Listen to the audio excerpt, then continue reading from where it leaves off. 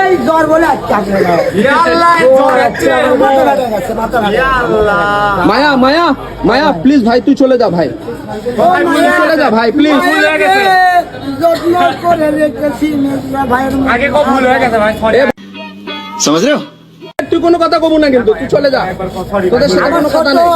যাই হোক তোর সাথে কোনো কথা নেই, তুই আবার কথা করছিস কিসের জন্য? টাকা না দুই জনে দুই দুধ খাচ্ছি।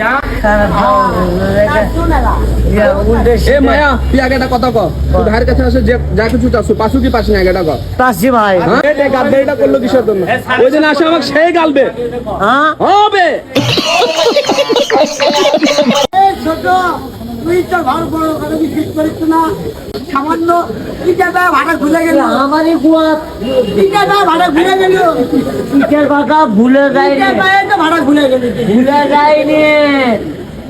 আমারই লগেনে টাকা আসলো, আমারই ওদের अबे जल्दी बोल, कल सुबह पनवेल निकलना। আমার ছোট ভাই তো দেখলে তো সমস্যা। মাঠের নামাজ ধরছিলাম, ধরে মেলানি টাকা বাঁচলাম, সব টাকা ওই খাসে।